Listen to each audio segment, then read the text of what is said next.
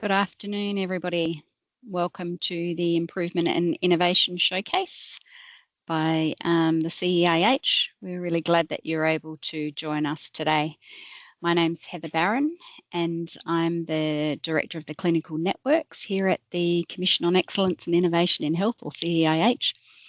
And I'd like to begin by acknowledging the land that we meet on today, the traditional lands of the Kaurna people, and that we respect their spiritual relationship with their country. We also acknowledge the Kaurna people as the custodians of the Adelaide region, and that their cultural and heritage beliefs are still as important to the living Kaurna people today.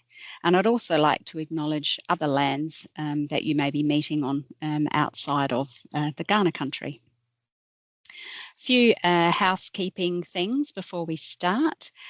This session has been preset to keep your mics on mute and the video feed turned off, so by default. But this will be enabled when we have our Q&A time at the end of the presentation. Note that only the presentation will be recorded and published online, not the question and answer time. We'll stop the recording when we get to question time. When we get there, please turn your mics or your chat function on to ask your questions, and we'd love to have your cameras on as well so we can see your faces. And finally, after the well, actually just before the Q&A, we'll have a quick survey for you to complete. Very quick 3 questions on a poll that we'd appreciate you doing, which helps us evaluate today's event and make improvements. So for those of you who aren't familiar with the Commission on Excellence and Innovation in Health, or the CEAH, we're the lead agency for innovation in healthcare in the state, and we love to bring consumers, clinicians and other collaborators together to turn ideas into better healthcare. Our vision is together creating health and prosperity for all, and to do this, we're supporting the sector to come together to imagine new ideas for better healthcare. We also acknowledge that better isn't always excellent, but we're committed to measuring what we're doing so we can understand the impact that change is having. So what if the big ideas was connecting all the small ideas? Well, this is in essence of why we host the Innovation and Improvement Showcase, helping to connect people in South Australia and across our sector, providing a space to explore what others have learned. It's about sharing ideas, improvements and innovations. During the session, or during this season of sessions that are approximately 40 minutes long, we will make these available online at the completion, and they will be available anytime. We try to keep things simple, share the work that's happening across the sector at any stage or any level of success, not just waiting for work to be published and complete. We focus on work in South Australia, but we also might now and again share a showcase outside our state to ignite ideas. And if you've got something you'd like to share with us, a problem, or you've had success with something, or you've learned something trying to do it, anything you'd like to see explored, get in touch with us. Our email's on the screen there. We'd love to hear from you and your story that you've got to tell. So I'd like to briefly introduce the theme of our 16th series, which is creating excellence by reducing unwanted clinical variation. This is critical for improving patient outcomes, healthcare equity and system efficacy. And that's what we're going to hear about in this series, where variation has been identified and how clinicians are addressing this to improve patient outcomes. So our first episode, titled Setting the Scene, Unwarranted Clinical Variation, National Patterns and Reduction Strategies, will explore how the Commission on Safety and Quality in Healthcare, or the Commission, and the Maternal, Neonatal and Gynaecology Strategic Executive Leadership Committee are investigating and addressing unwanted clinical variation.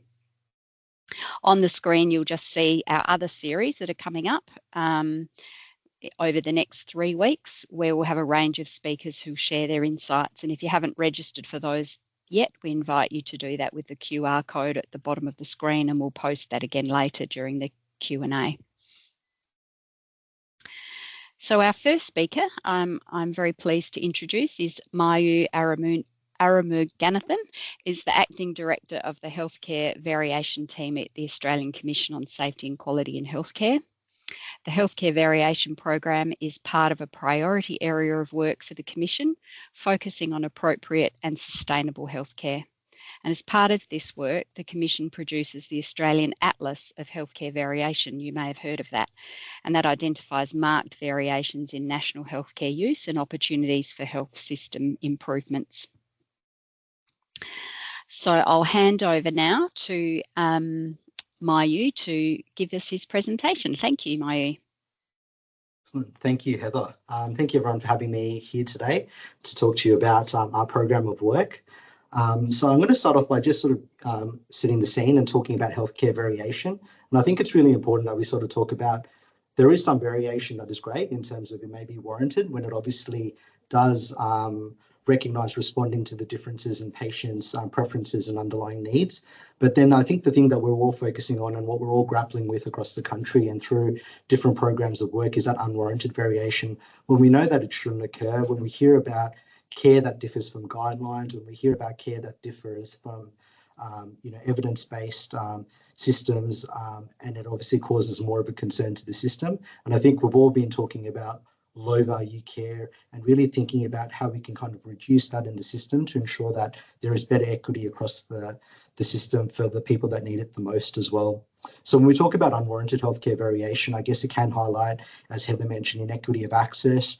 It can also indicate uncertainty about the interventions in place in therapy, gaps in accessible evidence-based guidelines for clinicians, and inadequate system supports for appropriate care.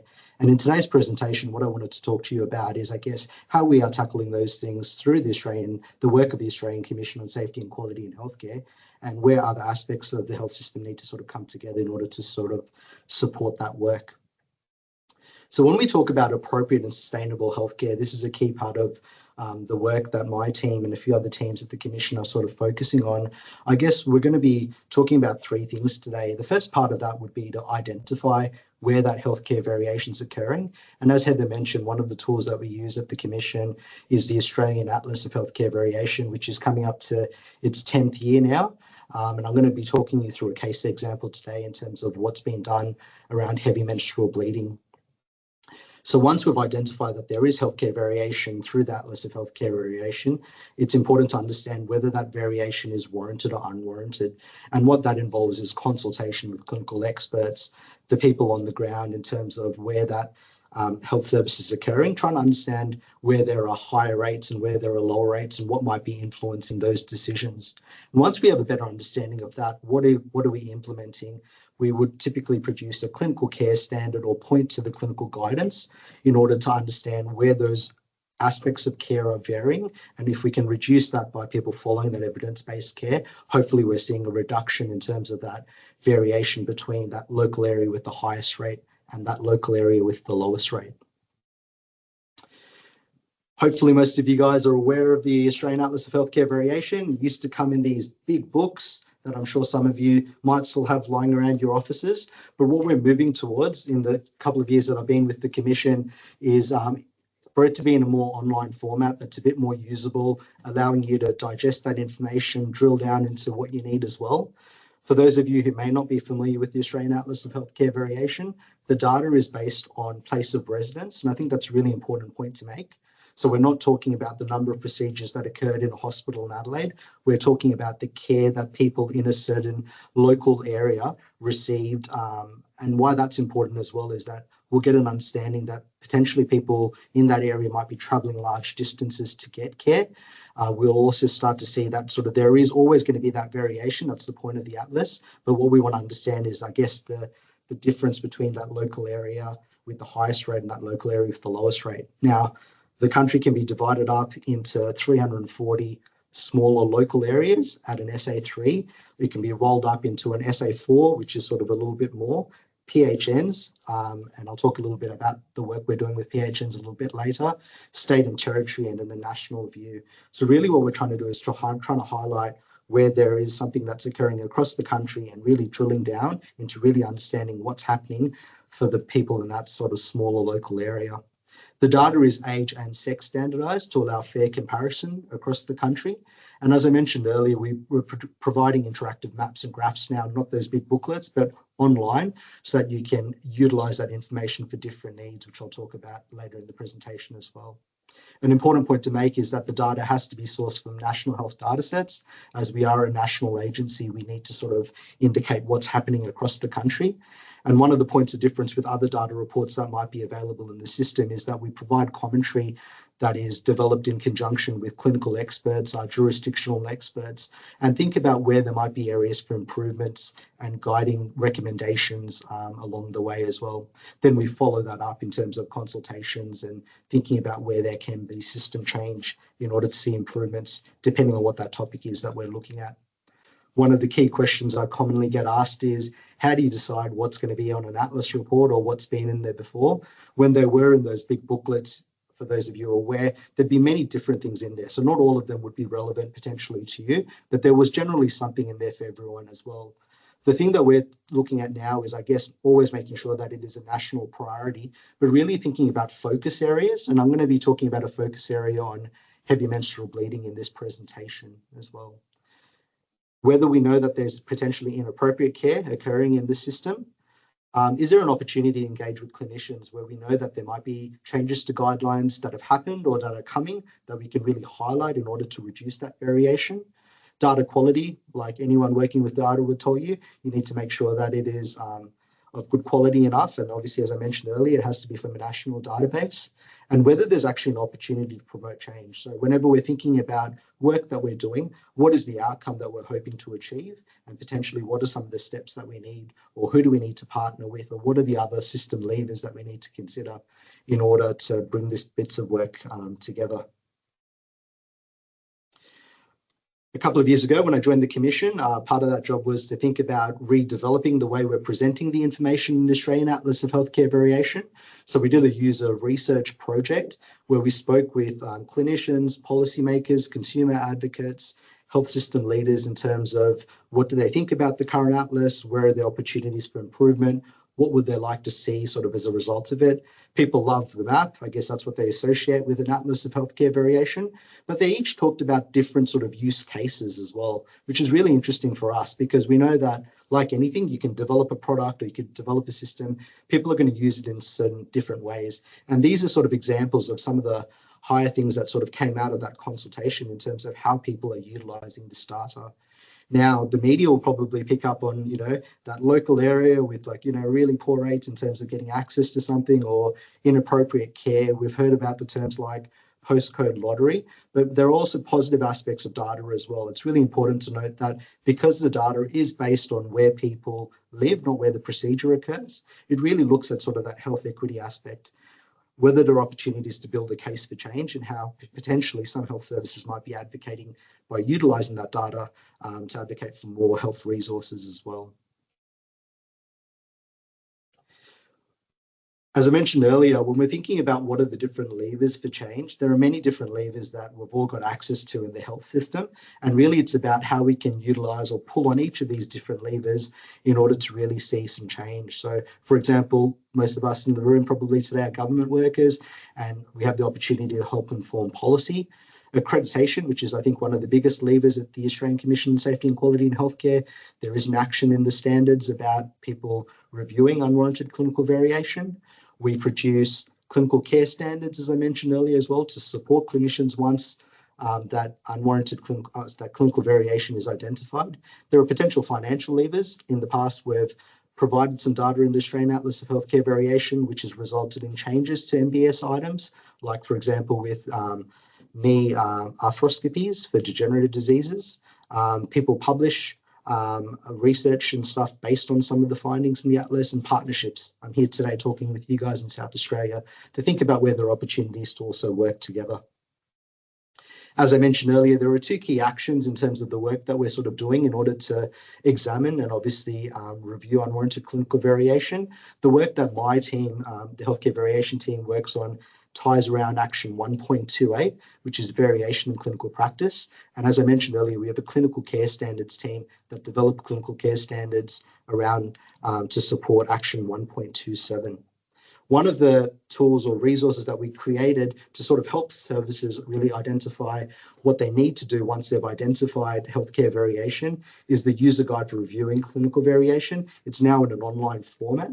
And with this, there are 6 clear steps that people can follow in order to sort of identify, once there has been variation that's been identified, what are some of the things that they could do to plan a QI project and monitor to see whether there has been a change over that time. There are some really nice case studies that tie to some of these things that are also available on our website. And one of the things that came out of the user research was the fact that people love to hear about what other people are doing, some of the challenges they faced and how they overcame those challenges there as well. The example I'd like to use in the last 5 minutes that I've got with you guys for my presentation is around heavy menstrual bleeding. Now, this is a topic that we've looked at through the Atlas series. In the first Australian Atlas of Healthcare Variation, we looked at the rates of hysterectomy and endometrial ablation for non-cancer indications across the country, and we saw that there was a lot of variation occurring. So in the second Australian Atlas of Healthcare Variation, we separated that out to look at the rates of hysterectomy and the rates of endometrial ablation. And in that time, we had also developed a heavy menstrual bleeding clinical care standard. What we found when we released an updated report last year, where we released both the Atlas Focus report on heavy menstrual bleeding and the clinical care standard at the same time, is that we'd seen a marked reduction in terms of the rates of hysterectomy for non-cancer indications. So over that time period between 2014-15 and 2021-2022, we saw a 20% decrease across that time period, which is fantastic, because one of the things that was found, of what instigated this being an Atlas topic, was that Australia had rates quite high compared to other OECD countries. The rates are still quite high compared to those other OECD countries, but we've seen a reduction in the rates, which is fantastic to see. It's going to be unsurprising probably for most of the people in the audience today that there are higher rates for those people that are privately funded. And there's still potentially a 9% variation between First Nations women and other Australian women in the last reporting year as well. When I talk about the fold difference, what I'm talking about, previously we'd describe that as magnitude of variation. So when we're talking about that local area with the highest rate and compared to the local area with the lowest rate. So back in 2014-15, there was a 7-fold difference. And in the last reporting year in 2021-2022, that had decreased to fivefold, which was great to see. So we saw a reduction across the country over that time period, and we also saw a reduction in terms of that variation occurring as well. Now, when we look at the less invasive option of endometrial ablation, over that time period, we saw a 10% increase, which is fantastic to see. So we're seeing a reduction in the more invasive option and an increase in the less invasive option. And what was really great to sort of see as well is in terms of the rates of endometrial ablation for First Nations women and other Australian women, that gap had significantly reduced. So now there was only a 2% difference between those rates as well. Now, why this is important is, I guess, over that time period, there's many other less invasive, more options in terms of treatment for heavy menstrual bleeding. We found that with heavy menstrual bleeding, that affects 1 in 4 women of reproductive age. There are a lot more other options available in primary care at the moment as well. So it's really about seeing a continued reduction in that. And as I mentioned earlier, we provide commentary to support the Atlas findings as well. And what we thought about was, what are some of the other things that can really improve the outcomes for women with heavy menstrual bleeding? What are the messages that are really important for consumers? What are the messages that are important for clinicians? And what are the messages that are important for health services? So that when we are speaking to these very different audiences, we have the right targeted message that they need to sort of hear, and that we can help to support them with other resources that we can produce, being a national organisation. Primary care is ever so important with this. So following the release of that report in the middle of last year, we then met with some PHNs where we saw sort of higher rates of hysterectomy still occurring, trying to understand that local context. And as I mentioned earlier in the presentation, it's easy for us to look at numbers and say, this is high, this is low, but really trying to understand why that might be higher. What's happening in terms of access to primary care, GPs being trained in inserting Mirina's, for example. There's a multitude of factors in terms of what would be driving some of these rates and getting a better understanding of what could sort of occur. So providing extra information, health pathway checklists, webinars, these are all communications materials that were produced to really support bringing all these pieces of work together. We were also really fortunate to have the support of the Assistant Minister for Health in Jed Kearney, who was a big advocate for women's health, as I'm sure most people in the room know as well. So she released a media statement around the time that we released this report as well. It got picked up in the media a lot as well. I mean, I think a lot of people were surprised by the fact that it affects 1 in 4 women of reproductive age. And our clinical advisor, Associate Professor Liz Miles, is fantastic in terms of doing some of that media engagements. Now, I know a lot of us deal with policy and data. It can be quite dry at times. I think what was really exciting with the way it was picked up with the media, I think one news presenter created a TikTok where she sort of really humanized the issue, talked about the resources, why it's so critical as well. And now I'm always amazed in terms of we develop such great resources, but how people utilize those resources as well. But I'm going to leave it there. I'm going to pass back on to Heather because I know we've got another presentation coming and I think we've got time for questions towards the end of the session. Thank you, everyone. Thank you, Myu.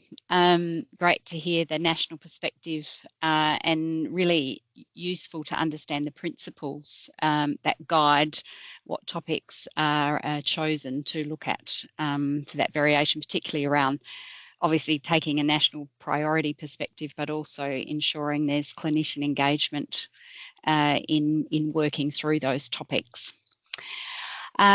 As Myu said, we'll be having questions at the end, so you may put them in the Q&A box at the icon at the top of your screen. Next, I'd like to introduce Rebecca, or Beck Smith, who is the Principal Project Manager for the SA Health Maternal, Neonatal and Gynaecology Strategic Executive Leadership Committee. That's quite a mouthful, Beck.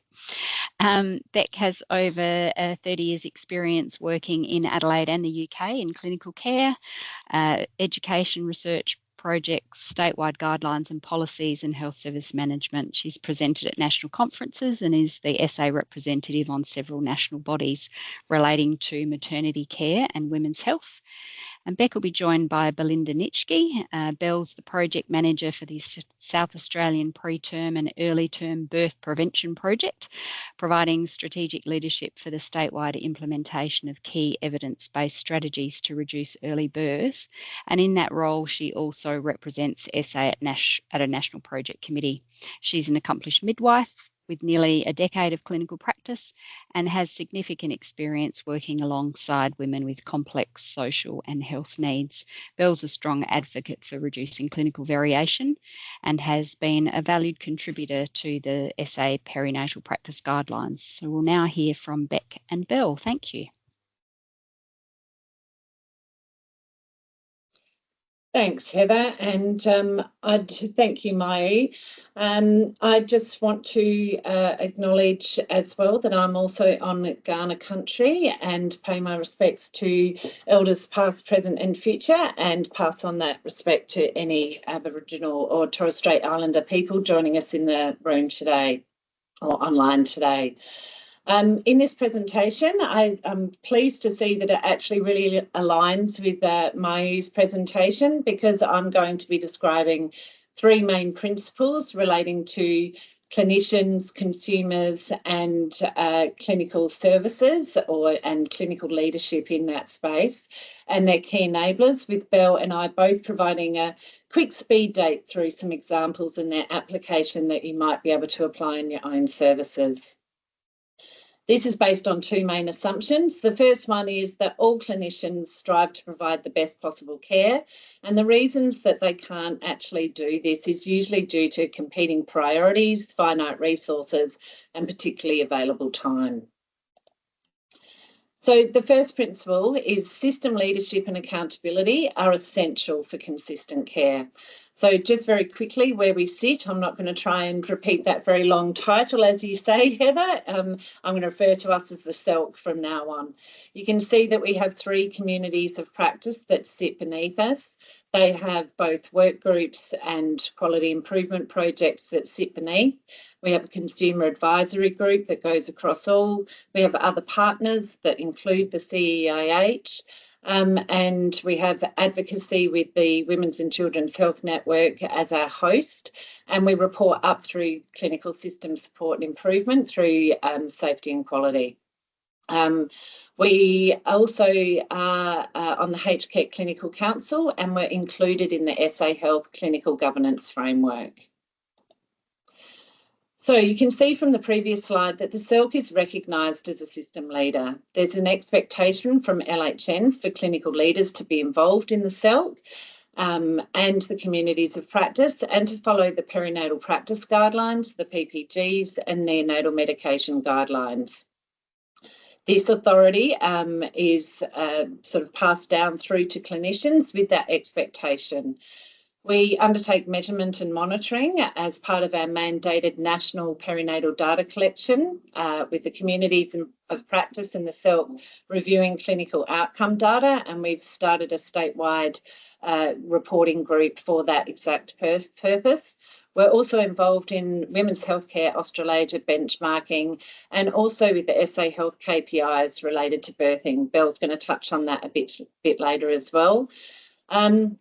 We've also prepared and sent recommendations for LHNs for actions to implement practice improvements in response to dedicated QI projects and/or national strategies, and in turn, these can be used as evidence for accreditation. So principle 2 is we need to enable trusted, standardised, evidence-based care. So going back to the assumption that people want to do the right thing, let's make it easy for them. So the key enablers are listed. I'm not going to go through each of them in major detail because we will provide examples as we go through. But the first one in relation to access, everyone can't be across the latest evidence at all times. So access to clinical guidelines make it easier for clinicians to know that they are providing the best care based on the evidence. I'll talk a bit more about this as part of that, the flowcharts and audit tools. But if you can involve local clinical champions in guideline development and QI projects, you'll generally get better buy-in from all staff. These clinical champions can also provide great advice about how clinical practice changes will or can impact workload. Because let's face it, if it's going to significantly add to people's workload, it's just not going to happen. So it goes back to our principle of making it easy for clinicians. We're also working on some better processes for improved integration with EMR to make it easier for clinicians to do the right thing. An example is adding additional syphilis screening to the antenatal order sets, rather than having it as a standalone test to coincide with universal increases to the scheduled screening. We've worked hard to find systems that mean that practice changes and updates are communicated to frontline clinicians through key people within the local health networks, through distribution lists, and through our communities of practice. And also engaging with the comms teams in LHNs and DHW. Principle 3 is about supporting and empowering consumers to be involved in the care. And this goes back to looking at understanding consumer priorities and the gaps. We have a specific, as I mentioned, a dedicated consumer advisory group, and they play a vital role in the care that we provide. I'm not going into the patient-reported measures. LHNs are all working towards this. But we've also got lived experience advisory groups for different aspects of care that occur, or different activities, I should say, that we lead. Consumers are either fully co-designed, consumer resources are either fully co-designed with consumer groups or developed by clinicians with review and feedback by consumers. And we're working to embed these resources within the perinatal practice guidelines. We also have the pregnancy record, which I'll talk about in more detail in a bit. And we also have our SA Health website that's got specific consumer resources. And we're currently working with the online services unit and a small group of consumers to develop a pregnancy landing page to meet the consumer's informational needs. We're aiming to reduce clinical variation by having the same information available to everyone, and consumers then can then hold clinicians to account. This might include things like models of care or what to do if you experience bleeding and pain in early pregnancy. We'll give some examples shortly. Excuse me. The first sort of application of principles or specific example I want to use relates to access and awareness. Our perinatal practice guidelines are available on the SA Health website and in a dedicated practice-based web-based app. We have and they are a one-stop shop for us, which means that clinicians know where to go and how to access things, making it easy for everyone.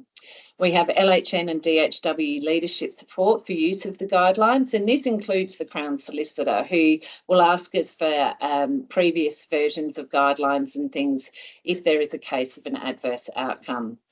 These guidelines also provide support for meeting accreditation under the governance aspects. And on the SA Health website alone, we know that we have, and that's this one, we know that we have over 115,000 page views annually of the perinatal practice guidelines and over 200,000 annually of the neonatal medication guidelines. So I'm just the process for PPG development or review as an example of the principles and enablers in practice. So in this section, we're looking at our lead writers and our right group. They're usually clinical champions. The evidence is reviewed and included, making it easy for clinicians to provide best care. And we add consumer fact sheets to the PPGs where appropriate to support that consistency of information for women. We include cultural impact statements to raise awareness of specific actions for Aboriginal families. And then all birthing LHNs in the metropolitan areas and at least one regional have to provide sign-off to ensure applicability to all birthing services. So you don't get the "we don't do that here" commentary. Broad consultation reaches the clinicians on the floor so that people know that the updated or new PPG is coming, and it provides an opportunity to air opinions against the guidance. So we can address that feedback individually or with the LHN, again building consensus. Approval is required from clinical leaders and also DHW. So again, we're getting that leadership support and authority for use of the PPGs. And we're also working with the WICH and EMR team to incorporate those changes where appropriate at this stage.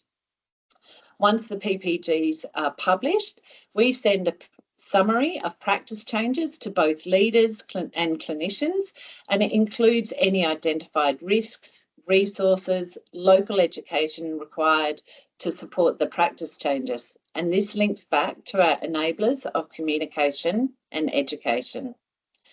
So as an exemplar of making it easy for clinicians, this is very busy, so I don't expect you to read it, but it's to align. So this is the flow chart for management of postpartum hemorrhage. And this is a sort of form that's aligning with that. And we're adding these now to all of our obstetric emergency PPGs. So you can see that this red area aligns with this red area, the blue area with this blue area, the green with this green. So imagine you're a single midwife in a regional site and a woman's come in and birthed quite quickly and is having a postpartum hemorrhage. You press the emergency buzzer and an RN or an EN are the people that come to answer your buzzer. It's not within their scope of practice to know exactly what to do in the management of a PPH. So if this is on the emergency trolley, not only can they follow the flow chart, but they can actually document the care as they go through, and they can call out next steps to align with best practice. So it enables that consistency in care and reduces that clinical variation in terms of obstetric emergency management. And as an audit tool, it enables monitoring of outcomes and again, is further evidence for accreditation. So applying the principles to our SA pregnancy record. This is our substantive and standardised record of pregnancy. It's updated annually as part of quality improvement. Management plans for communication of care between providers are included within this, and again it supports consistency in care for individual women. As a handheld record, the evidence demonstrates better connection between caregivers and pregnant women, an improved sense of women's empowerment, increased knowledge, family involvement and continuity of care. So a few key features of how the SAPR can support reduced clinical variation. The schedule of antenatal visits and what is required is included. So clinicians don't have to go elsewhere to the antenatal care PPG, for example, to find out what they should be doing at each visit. The recording investigations page even includes prompts for which tests should be done at which gestations in orange. And the consumer information is QR code linked to ensure that consumers have access to consistency of information. And again, this meets the principles of empowering and engaging consumers. Another example, focusing on consumers, is the Stillbirth project from 21 to 22. It was informed by consumers with lived experience, so brave parents, bereaved parents and a grandparent, and they formed our advisory group. The consumer aspects included a patient journey gap analysis with the consumer group. We undertook that with clinical stakeholders as well. And also a consumer survey with ethics, which was based on the literature review and identified gaps from the journey analysis and also from a staff survey. And this follow-on model for bereavement care was formed as part of that.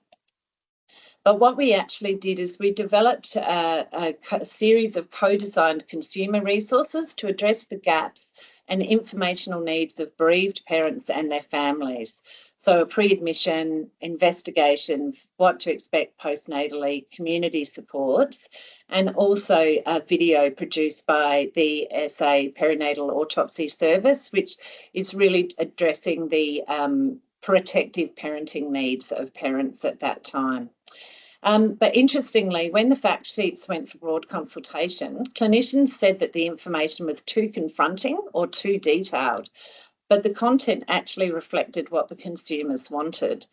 So by having it easily available, it meant that all consumers have access to the same consistent information, even if clinicians don't have the necessary knowledge or are not comfortable talking about it.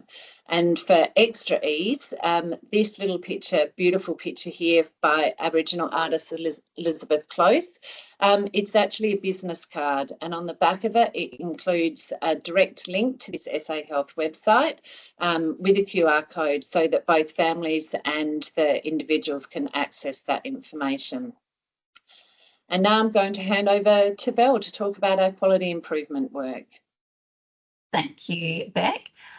So I'm the project manager for the SA Health Preterm and Early Term Birth Prevention Project, and this project grew from a national initiative to safely reduce the rates of both preterm birth, which is birth prior to 37 weeks gestation, and early term birth, being that 2-week period between 37 and 39 weeks gestation.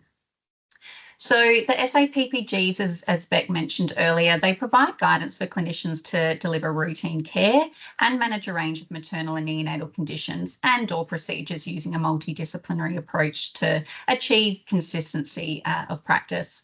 So we updated various guidelines to ensure that women, regardless of their risk factors, locality, or the model of care they were in, they receive the right care as recommended for their individual circumstances. So by strengthening the guidance and making it easy for clinicians to follow the pathway of care, it means less variation in clinical practice, consistent management of risk, and improved outcomes. So smoking in pregnancy remains one of the leading preventable causes of poor perinatal outcomes, yet the delivery of cessation interventions varies widely between clinicians and services. So to address this, we developed a dedicated smoking and vaping perinatal practice guideline, and it clearly outlines the most effective models of behavioural intervention, making it easier for clinicians to tailor support to individual women. We also embedded the smoking assessment into the pregnancy handheld record to ensure that consistent screening and documentation across disciplines while giving women greater ownership of their health information. Together, these steps help to standardise practice, reduce variation and improve care delivery. So when we're looking at the data, a reduction in planned early birth was observed in hospitals who were participating in the National Quality Improvement Collaborative. However, once the QI project concluded, you can see that the rates of early birth began to rise again. Now, this pattern highlighted the need for more robust and sustainable systems that make it easier for clinicians to consistently follow best practice and evidence-based care. So with ongoing structural supports, they're essential to ensure that improvements are maintained over time rather than relying solely on the short-term project efforts. So we're now in the process of developing a statewide induction of labour booking form, and that will be incorporated into our induction of labour perinatal practice guideline. And we're going to include proposed gestational windows to guide planned early birth. Now, the goal is to reduce clinical variation, support consistent decision-making, and provide clinicians with practical guidance for planning inductions. Now, there are areas where evidence is limited, so we will be using consensus building among senior clinicians and specialists to inform those recommendations. And this really goes back to, clinical leadership is central, and engaging experts across sites to guide those discussions and ensure broad agreement. Now, with reducing variation, it starts with clear, consistent measurement and making results visible. So this KPI here, this tracks the proportion of planned caesarean sections that are performed before 39 weeks, where there's no valid obstetric or medical indication. Now, we know that planned early birth without a clear indication increases the risk of neurodevelopmental complications. So by having this as a statewide KPI, we maintain visibility over best practice, and we also hold ourselves accountable for reducing variation in non-medically indicated planned birth. Now, it also does indicate what is not considered an adequate obstetric reason for a planned early birth. So this takes the guesswork out of the decision-making, makes it easier for clinicians to apply best practice consistently rather than relying on individual interpretation. We are also now actively working with commissioning and performance in DHW to include induction of labour prior to 39 weeks where there's no medical obstetric indication. And we're hopeful that that will be included as soon as the 26-27 reporting period. Now, our goal was also to empower consumers by providing resources that are co-designed with them, ensuring that the information truly meets their needs. Now, these resources are accessible, culturally appropriate, and also available in multiple formats and languages. By giving consumers clear, practical information, we enable them to participate confidently in decisions about their care, ask questions, and engage with their healthcare team. When consumers are informed, they can help ensure that the care follows best practice guidelines, which supports consistency across clinicians and settings. Co-design resources not only improve understanding and health literacy, but also strengthen trust and promote shared decision-making. So just in summary of our presentation, I'm going to leave you with a few questions to ponder for your local context. So how can processes be simplified so clinicians can deliver care consistently and effectively? What strategies will you use to ensure timely information reaches frontline clinicians? How do you engage with key stakeholders to align priorities and actions? Who will take responsibility for driving and overseeing local implementation? How will progress, data, and outcomes be monitored, and who will be accountable for reporting? In what ways will you translate evidence-based practice into standardised care delivery? And really importantly, how will you empower consumers to take an active role in their healthcare decisions? Thanks so much. Thank you, Beck and Bill, for a really great presentation, and certainly demonstrates the depth and breadth of work that's done in those practice guidelines.